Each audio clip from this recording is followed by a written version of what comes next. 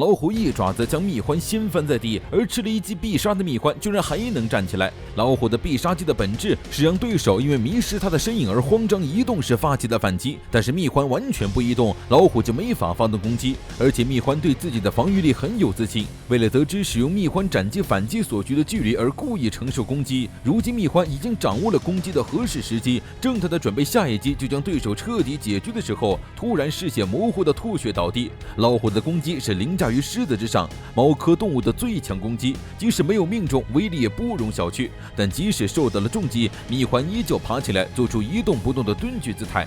虎也明白是自己小看了蜜獾，而就在两人对峙之时，兔子从洞里冲出来，嚷嚷着干掉鳄鱼和猩猩的敌人要来了。结果他出来的实在不是地儿，一扭头就看见老虎正虎视眈眈地盯着自己，吓得当场逃跑。结果跑了2步，就因为麝香猫的催情香进了发情期，被麝香猫拎着耳朵提了起来。老虎浑身气势暴涨，兽化程度逐渐加深，能够承受他2次必杀的只有狮子。他对蜜獾的实力表示敬意，但同时也表示下一击就会将他杀死。猎豹最了解老虎，这是他哥哥认真起来的架势。至今只有和狮子的对战中出现过的举爪，将利爪深深插入地下，放低重心，使出必杀进入神速领域，然后用5根锋利的爪子将敌人彻底撕碎。他这次是真的打算杀死蜜獾了。老虎的玩家得意洋洋，杨虎再次毫不留情地嘲笑着野本，都是因为他的错误判断。现在蜜獾就要被杀死了，成为杀人凶手的感觉怎么样？杨虎怂恿着野本指挥蜜獾逃走，杨虎的话让野本产生了极大的动摇，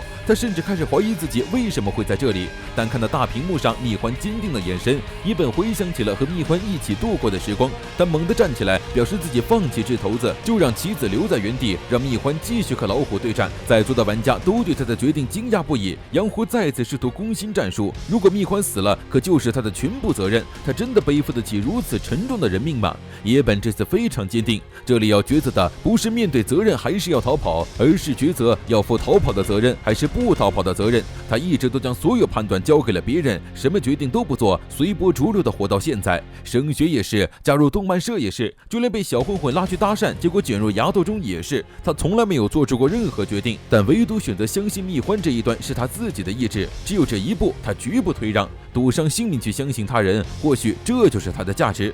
老虎和蜜獾紧张地对峙着，突然之间老虎动了，它如同一道离弦的箭一样直冲蜜獾的身后。令人意外的是，蜜獾居然扭头跟上了他的行动。然而突然之间，一条巨大的尾巴横扫而来，蜜獾毫无防备地被拦腰击飞了出去。野本惊呆了，杨虎露出了得意的笑。他早就说过，野本绝对会后悔的，因为他的王牌橙虎到了。橙虎的身后竖着一根尖刺如同凶器一样的尾巴，蜜獾直接被打断了手臂，倒在地上。原来杨虎的真正目的是让橙虎和老虎对战。树林里是老虎的主场，橙虎也会为了保护树木无法发挥全力，所以他才会故意挑衅野本，利用蜜獾将老虎留在这片空地上。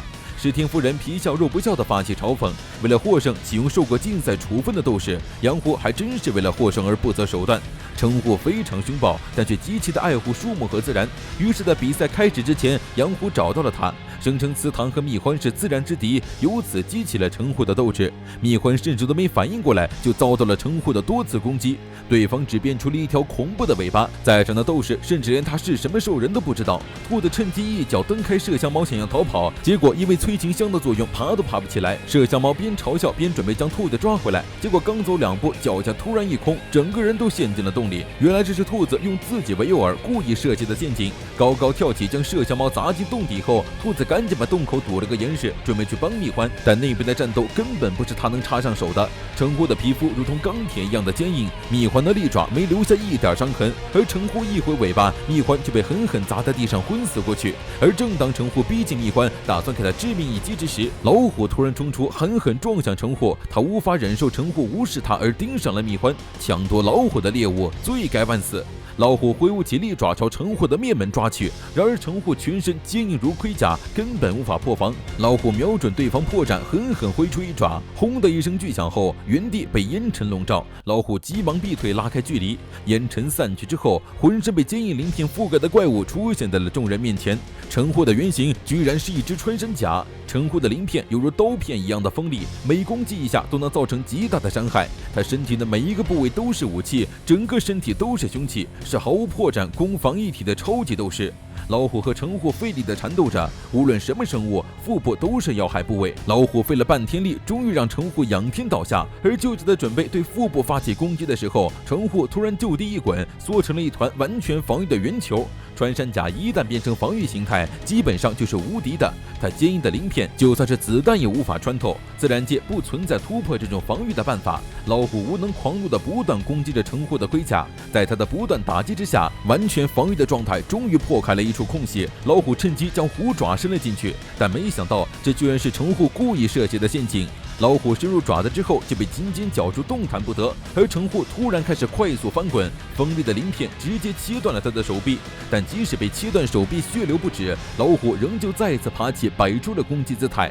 即使会死，他也绝对不会放弃战斗。陈虎再次缩成浑身利刃的恐怖圆球，朝着老虎冲撞而来。而就在此时，河马突然从鞋子里冲出，一把撞开陈虎。虽然受了重伤，但河马还是气喘吁吁地赶来了。两名彪形大汉撞在一起，虽然防御不及陈虎，但是论力量，他可不会输。而陈虎可不止防御力强，锋利的爪子狠狠刺入河马的腹部，原本就重伤的河马当场倒地不起。老虎趁机跃下，剜下了陈虎的一只眼。然而还没等他得意，陈虎的尾巴就捅穿了他的腹部。老虎和蜜獾相继被击倒，杨虎自觉已经将胜利握在手中，直接严厉地发动了全场嘲讽。陈虎再次将目光锁定在了蜜獾身上，猎豹一把拦住陈虎，接下来的对手是他。兔子努力地挖洞，想要带蜜獾逃离，然而就在此时，昏死的蜜獾突然抽搐起来，随后一阵强光闪过，兽化更加明显，样貌大变的蜜獾精神无比地跳到了陈虎面前。这才是蜜獾真正的样子，不是通过强行改造基因进行的兽化，而是本身就拥有兽化基因的原种，人和兽的完美结合，就连本性都变成野兽的彻底兽化。7年前的香港，当时的祠堂还是个刚刚接手管理局的落魄社长，吃饭的时候被蜜獾抢走了包子，祠堂立刻追了上去。蜜獾究竟是什么，如何诞生，又是如何而来的，没人知道，因为它是野兽一般的羊毛和心情，当地人都称呼它为畜生，不会说话，也没有心，只是单纯的野兽，靠抢夺偷窃别人的食物活着。但是祠堂却如获至宝，他终于找到了能从根本上颠覆兽人存在意义的原种，并发誓一定要将它带回日本。于是祠堂用尽了各种方式去接近蜜獾，渐渐的，蜜獾接受了它的存在。祠堂给蜜獾取了名字，认为它不是野兽，而是人类，只要肯花时间，一定能和它沟通。但他的部下柴山却认为祠堂这么做太危险了，要强行把蜜獾抓走。于是祠堂只好偷偷去和蜜獾见面。在祠堂的耐心下，蜜獾居然真的学会了说话。祠堂心花怒放，却没想到就在此时，柴山开枪击中了蜜獾，蜜獾立刻哭着逃走了。柴山射出的是麻醉弹，几分钟后，蜜獾就会被麻醉陷入昏迷。祠堂气得直接给了柴山一拳，因为对于野生动物来说，哪怕是1秒钟的动弹不得，都会让它陷入危险。而且这附近是被黑帮占领的3不管地带，平时就惹得所有人讨厌的小偷流氓被抓住的话，后果不堪设想。而正如祠堂预料到的那样，失去意识的蜜獾被流氓抓住，要剥皮抽筋。尽管祠堂表示愿意赔偿损失，一再阻拦，但仍旧遭到了黑帮的暴打。祠堂扑过去，将蜜獾紧紧护在身下，任由流氓把自己打得浑身是血。还好秘书小七及时赶到，打倒了流氓，这才将蜜獾和祠堂一起救下。看着拼命保护自己的祠堂，蜜獾就此心动了。他从此从野兽重生为人类，但是舍弃野性就无法生存，只有亮出獠牙才能获得胜利。猎豹看着完全形态的蜜獾惊呆了，还没等他反应过来，蜜獾就已经如同炮弹一样砸向了陈虎，然后紧紧攀附在了陈虎的尾巴上，表情是前所未有的兴奋。这一场战斗的赢家是谁还不一定呢。